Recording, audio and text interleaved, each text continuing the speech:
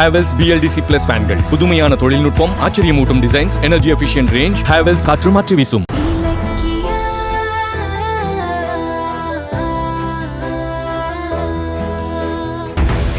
கௌதம், என்ன கௌதம், எதுலயுமே ஆடியோ வர மாட்டேங்குது. அப்ப ஆடியோ ரெக்கார்ட் ஆகலையா? இரு, என்னன்னு பார்க்கலாம்.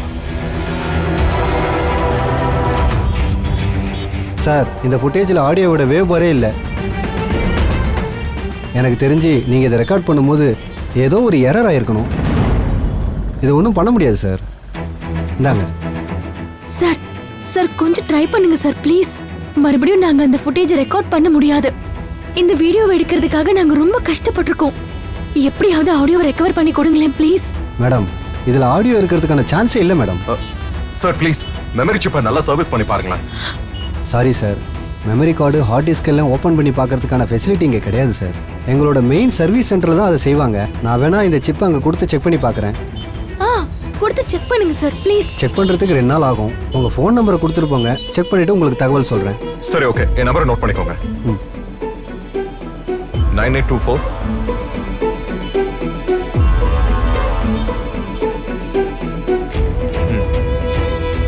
சார், எப்படியாவது கொஞ்சம் ட்ரை பண்ணி பாசிட்டிவான ரிசல்ட்டா சொல்லுங்க சார். கண்டிப்பா மேடம். சரிங்க, ஓகே.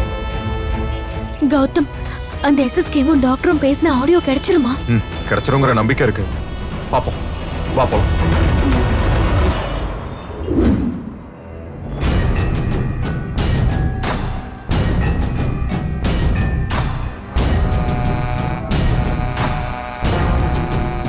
அஞ்சலி, எப்படி வந்த? ஏன் முகம் வாடி போயிருக்குமா? என்னாச்சு? ஒன்னும் இல்ல. சரி இரு, கடையில இருந்து ஆரஞ்சு வாங்கிட்டு வந்திருக்கேன், ஜூஸ் போட்டு எடுத்துட்டு அம்மா, எனக்கு ஜூஸ் எல்லாம் வேண்டாம். ஏண்டி வேணாங்கற? ஓ, நீ எஸ்எஸ்கே வீட்ல butter fruit, dragon fruit, kiwi பழம்னு காஸ்ட்லி ஜூஸ் ஆனடி குடிப்ப. ஐயோம்மா, என்னம்மா? என்னடி, ஏன் டென்ஷன் ஆகுற? கொஞ்ச நேரம் போய் படு, நான் சாப்பாடு செய்யறேன். இப்ப நான் இங்க ரெஸ்ட் எடுக்க தான் வந்தேனா? அது சரி, நீ அந்த பங்களால ஏசிலேயே படுக்கிறவ, இங்க ஓட்ட ஃபேன்ல படுப்பியா? அம்மா, கொஞ்சம் பேசாம இருக்கியா? என்னதான் நான் வாழறது பங்களாவா இருந்தாலும் அது என்னோட சொந்த வீடா? நான் இருக்கிறது என்னோட ரூமா? குடிக்கிற தண்ணியில இருந்து சாப்பிடுற சாப்பாடு வரைக்கும் எல்லாமே எஸ்எஸ்கே அப்பா தாக்ஷாயினி அம்மாவோடது. ஓசியில இருக்கமே, நானே டென்ஷன்ல இருக்கேன். இதுல நீ வர சும்மா கடுப்பேத்திக்கிட்டு. ஏண்டி இவ்வளவு கோவப்படுற? எங்களுக்கு சேர வேண்டிய சொத்தை எல்லாம் அந்த கௌதம இலக்கியாவும் அனுபவிச்சுக்கிட்டு சந்தோஷமா இருக்காங்க. நான் ஆள வேண்டிய வீட்டுல அவங்க அதிகாரம் பண்ணிட்டு இருக்காங்க. ஆனா நானும் கார்த்திக்கும் அனாதையா அடுத்தவங்க வீட்டுல தங்கிட்டு இருக்கோம். என்னதான் அப்பா அம்மான்னு எஸ்எஸ்கே தாக்ஷாயினியை நாங்க கூப்பிட்டாலும் அவங்க உண்மையான உறவாயிடுவாங்களா? சொல்றதுக்கே கூச்சமா இருந்தாலும் சொல்றேன்.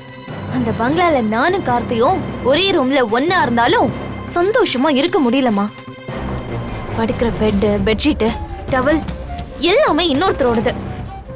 உரிமை இல்லாத இடத்துல எப்படிமா ஒன்னா சந்தோஷமா இருக்க முடியும்? புரியுதுடி, ஆனா கேஸ் முடிஞ்சு உங்களுக்கு தீர்ப்பானாதானே அந்த வீடும் சொத்து உங்களுக்கு சொந்தமாக முடியும். ஆனா அது எப்ப கிடைக்கிறது? நாங்க எப்ப நிம்மதியா இருக்கிறதுன்னு எனக்கு தெரியல.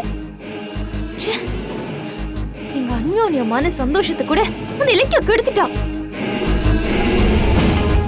சொத்த ஆசையில அவளும் அவ புருஷனும் சேர்ந்துக்கிட்டு எங்களை வீடு விட பிச்சை எடுக்க வச்சுட்டாங்க.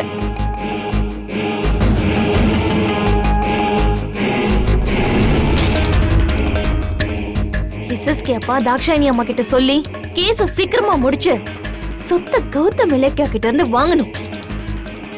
சொத்து பத்திரத்தோட அந்த வீட்டுக்கு போய் கௌதம் இலக்கியாவை அவமானப்படுத்தி அவங்க 2 பேரையும் போட்டிருக்கிற ட்ரெஸ்ஸோட வெளியில துரத்தணும். அன்னைக்குதான் இந்த அஞ்சலி ஆத்திரம் தீர்ந்து சந்தோஷமா இருப்பா. கிழிப்ப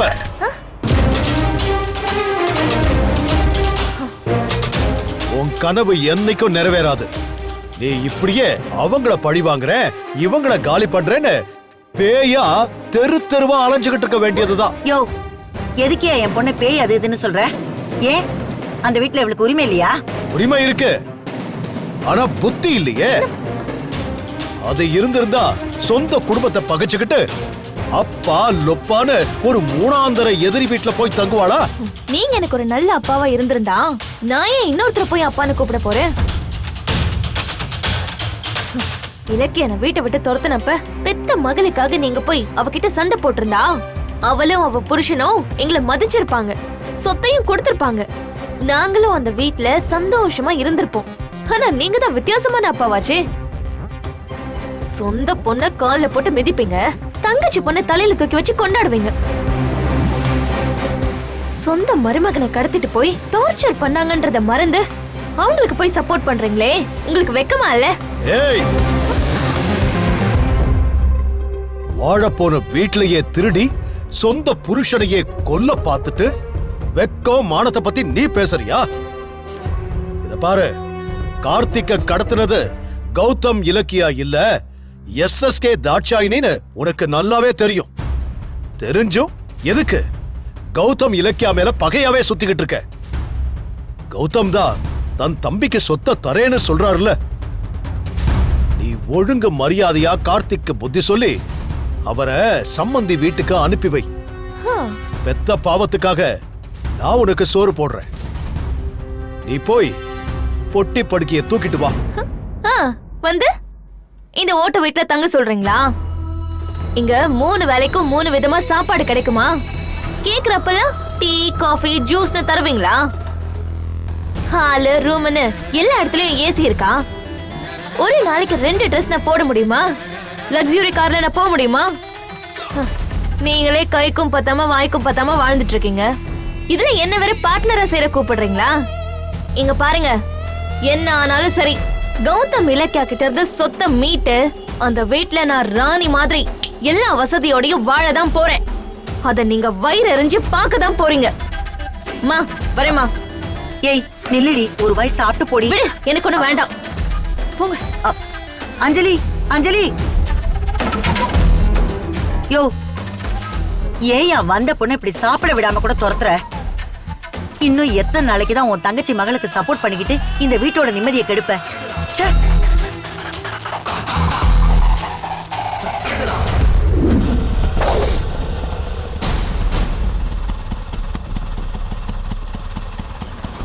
இந்த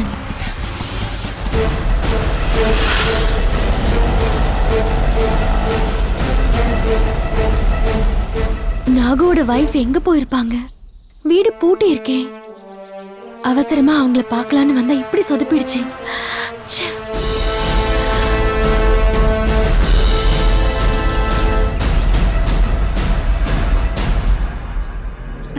வாங்க மேடம். வெளியே போயிருந்தீங்களா? வீடு பூட்டி இருக்கே, அதான் கிளம்பி. வேலைக்கு போயிருந்தேன் மேடம். உள்ள வாங்க மேடம்.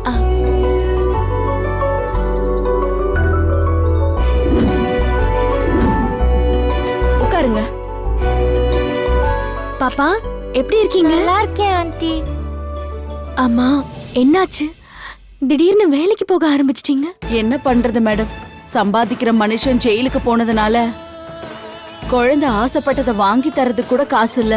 அதான் வேலைக்கு போயிட்டு இருக்கேன். சாரிம்மா, நீங்க இப்படி கஷ்டப்படுறதுக்கு ஏதோ ஒரு வகையில நானும் காரணமாயிட்டேன். எங்களுக்காக தான் நாகு எல்லா குற்றத்தையும் தான் தலையில போட்டுக்கிட்டு ஜெயிலுக்கு போயிட்டாரு. பரவாயில்ல மேடம், இப்போவாவது அவரு ரவுடி தொழிலாம் விட்டுட்டு திருந்தினாரே, அதுவே எனக்கு போதும் மேடம். ஆமா மேடம், நீங்க என்ன திடீர்னு எங்க வீட்டுக்கு வந்திருக்கீங்க? ஆக்சுவலி உங்ககிட்ட ஒரு உதவி கேட்க தான் வந்திருக்கேன். என்ன மேடம் சொல்லுங்க.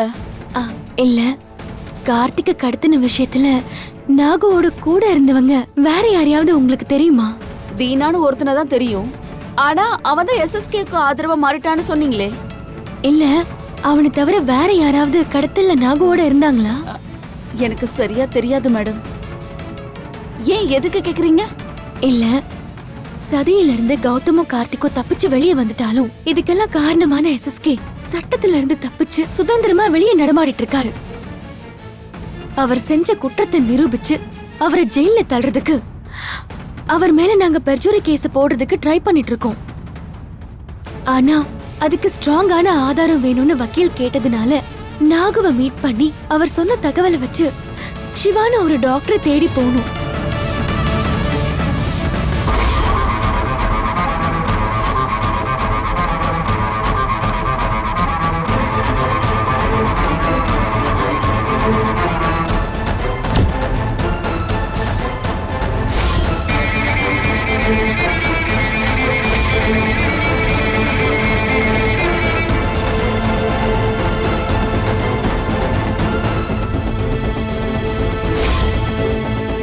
ஆனா எங்க கெட்ட நேரம் நாங்க ரெக்கார்ட் பண்ண வீடியோல அவங்க பேசின ஆடியோ வராம போயிடுச்சு. அதான் வேற ஒரு ஆதாரத்தை தேடி அலைஞ்சுகிட்டு இருக்கோம்.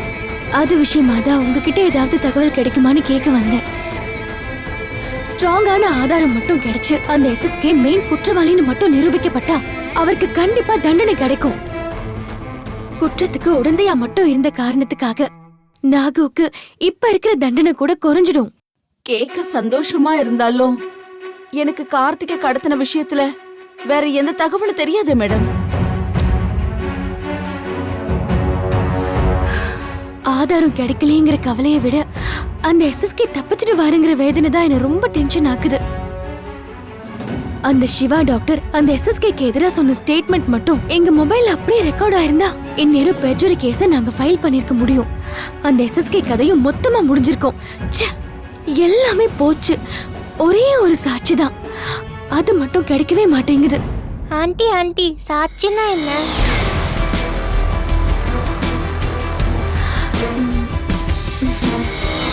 சாட்சினா ஒருத்தர் தப்பு செய்யும் போது பக்கத்துல இருந்து பார்த்தவங்கள தான் சாட்சின்னு சொல்லுவாங்க. ஓ அப்படியா? நான் சாட்சி சொல்லவா ஆண்டி? நீ என்ன சாட்சி சொல்லுவ? நீ என்ன தப்ப பார்த்த? ஆண்டி, அந்த எஸ்எஸ்கே அம்மா கழுத்துல கத்தி வச்சு மிரட்டினார்ல, அத பார்த்த சாட்சி நான் தானே.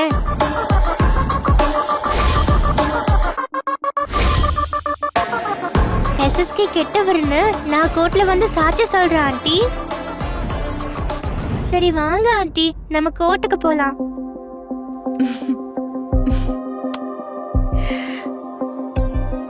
உன்ன மாதிரி எல்லாரும் இங்க நேர்மையாவும் தைரியமாவும் இருந்துட்டா யாருமே தப்பே செய்ய மாட்டாங்க.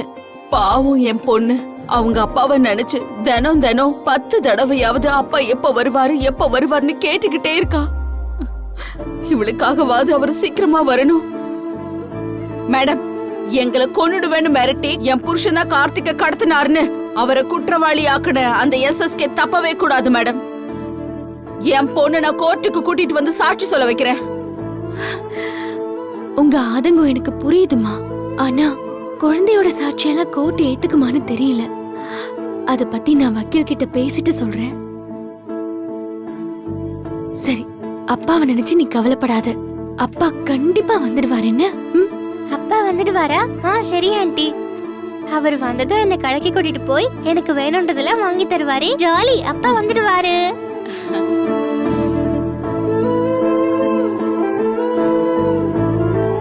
இந்தாங்க, இத வச்சுக்கோங்க. ஐயோ வேணாம் மேடம். பரவாயில்ல, இந்தாங்க. குழந்தை கேக்குறத வாங்கி கொடுங்க. கவலைப்படாதீங்க. எங்களுக்கு உதவுன நாகுவ நாங்க கைவிட மாட்டோம். கூடிய சீக்கிரம் அந்த எஸ்எஸ்கேவை ஜெயிலுக்கு அனுப்பி நாகுவோட தண்டனையை குறைக்க ஏற்பாடு பண்றோம். அன்னைக்கு என் பொண்ணோட உயிரை நீங்க தான் காப்பாத்துனீங்க. அதே மாதிரி என் வீட்டுக்காரையும் காப்பாத்தி கொடுத்துருவீங்கன்ற நம்பிக்கை எனக்கு இருக்கு மேடம். நிச்சயமாமா. சரி, அப்ப நான் கிளம்புறேன். சரிங்க மேடம். பாப்பா வரேன்டா. Bye aunty.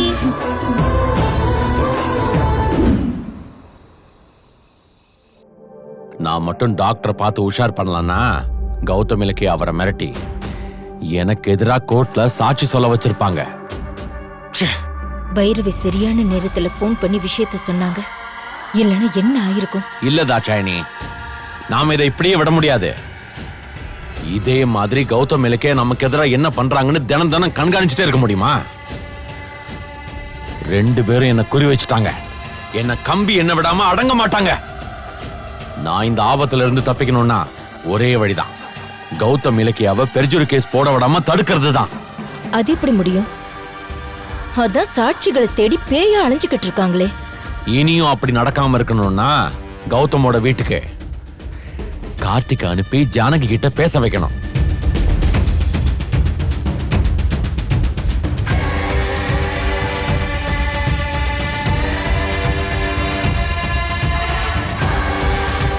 ஆமா, இது நடக்குமா? நடந்தே ஆகணும். இல்ல எனக்கு ஜெயில் கன்ஃபார்ம் தான். சரி, நீ முதல்ல கார்த்திகையும் அஞ்சலியும் சாப்பிட கூப்பிடு. சரி.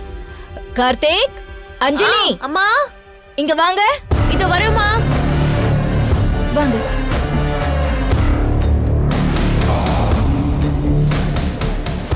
வா அஞ்சலி. என்னம்மா? வா கார்த்திக், வாங்க சாப்பிடலாம். ஏன் ஆண்டி எங்களுக்காக வெயிட் பண்றீங்க? நீங்க சாப்பிடலாம்ல. பிள்ளைங்களை விட்டுட்டு நாங்க மட்டும் எப்படி தனியா சாப்பிடுறது? வாங்க, டிஃபன் ஆறிடும், Uncle. சாப்பிடலாம். நீங்களும் வாங்க அங்கிள், சிஸ்கே? சாப்பிடலாம். இல்ல, நீங்க சாப்பிடுங்க, எனக்கு சாப்பிட பிடிக்கல. என்னப்பா என்னாச்சு? எல்லாம் கார்த்திகை பத்தின கவலைதாம்மா. என்ன அங்கிள், எனக்கு என்ன? கார்த்திக், இத சொல்றதுக்கு சங்கடமா இருந்தாலும் வேற வழி இல்ல. ஆனா சொல்லிதான் ஆகணும். இந்த வீட்ல நீ சாப்பிடுறது இதுவே கடைசி சாப்பாட கூட இருக்கலாம். என்ன? அது எந்த நேரத்திலையும் உன்னை அரெஸ்ட் பண்ணி ஜெயில் சாப்பாடு சாப்பிட வச்சிருவாங்க போல இருக்கு. என்ன சொல்றீங்க அங்கிள்? என்ன எதுக்கு அரெஸ்ட் பண்ணணும்? எல்லாம் அந்த கௌதமும் இலக்கியாவும் பண்றதுதான். பர்ஜரி கேஸ்ல கார்த்திக்க ஜெயில போடுறதுக்கு அவங்க பிளான் பண்ணிட்டாங்க. என்னம்மா சொல்றீங்க? அவங்க எஸ்எஸ்கே அப்பா மேல தானே அந்த கேஸ போடுறதா சொல்லிட்டு இருக்காங்க. அப்படிதான் நானும் நினைச்சுக்கிட்டு இருந்தேன். ஆனா இன்னைக்கு வக்கீல பார்த்து பேசிட்டு இருந்தப்பதான் ஒரு அதிர்ச்சியான விஷயத்தை கேள்விப்பட்டேன். என் மேல கேஸ் போடுறேன்னு சொல்றது சும்மா வெளி பார்வைக்கு தானா, ஆனா உள்ளுக்குள்ள அவங்க கார்த்திக்கு தான் ஸ்கெட்ச் போட்டிருக்காங்களாம். எனக்கு எதுக்கு ஸ்கெட்ச் போடுறாங்க? இது என்ன கேள்வி கார்த்திக்? நீங்க தானே சொத்தை கேட்டு கேஸ் போட்டீங்க. நீங்க தானே கூண்டுல ஏறி கௌதம் தான் கடத்தினான்னு சாட்சி சொன்னீங்க. அதுக்கு பழி வாங்க தான் உங்களை அரெஸ்ட் பண்ணலான்னு பாக்குறாங்க. கரெக்ட் தானேப்பா? அட, அஞ்சலின்னா அஞ்சலி தான். எப்படி ஷார்ப்பா கண்டுபிடிக்கிறேன்னு பாருங்க. என்ன, அஞ்சலி நம்ம பொண்ணாச்சே. அஞ்சலி சொன்னதுதான் கரெக்ட். கார்த்திக், நீ தானே கோர்ட்ல கௌதம் தான் உன்னை கடத்தினான்னு சொன்ன. ஆனா உண்மையிலே கடத்தினது நாகு தானே. அப்ப நீ சொன்னது கோர்ட்டை பொறுத்த வரைக்கும் போய் தானே. அதான் ஒன்னு டார்கெட் பண்ணி கௌதமும் இலக்கியாவும் சாட்சிகளை தேடிட்டு இருக்காங்க. தேடட்டுமே, எனக்கு என்ன? என்ன கடத்தி டார்ச்சர் பண்ணது அவங்க. நாகுவை பொய் சாட்சி சொல்ல வச்சதும் அவங்க தான். போலீஸ் விசாரிச்சா கௌதம் இலக்கியா தானே மாட்டுவாங்க. அதுக்கு போலீஸ் விசாரணை நியாயமா நடக்கணுமே. அவங்களுக்கு அசிஸ்டன்ட் கமிஷனரே சப்போர்ட்டா இருக்கும்போது உன்னை ஈஸியா அரெஸ்ட் பண்ண வச்சிருவாங்க. கார்த்திக், உன்னை அரெஸ்ட் பண்ணாலும் என் பவரை யூஸ் பண்ணி ஒரே வாரத்துல உன்னை வெளியே கொண்டு வந்துருவேன். ஆனா நீ ஒரு நாள் ஜெயில இருக்கிறது கூட எங்களால தாங்க முடியாதுப்பா.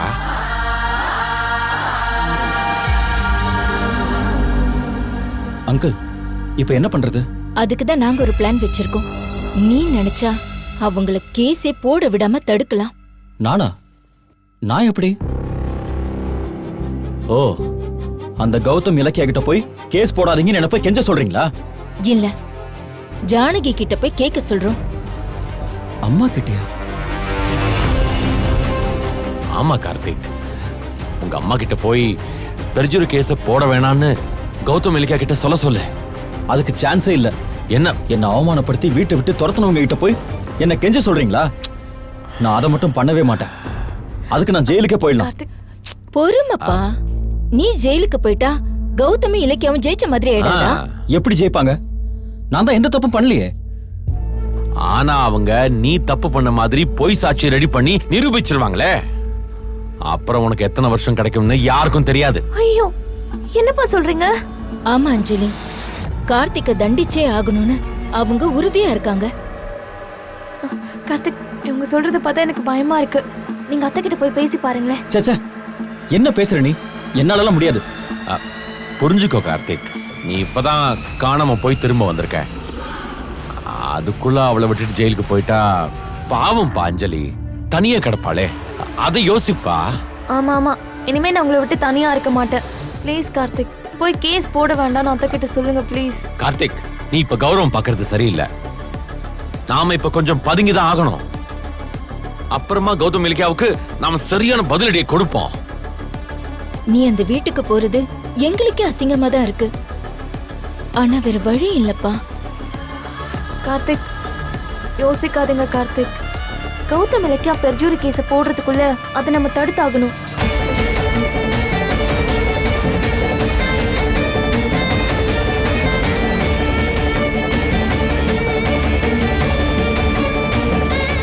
இந்த வீடியோ உங்களுக்கு பிடிச்சிருந்தா லைக் பண்ணுங்க, கமெண்ட் பண்ணுங்க அண்ட் ஷேர் பண்ணுங்க. மறக்காம சரிகமா டிவி ஷோஸ் தமிழை சப்ஸ்கிரைப்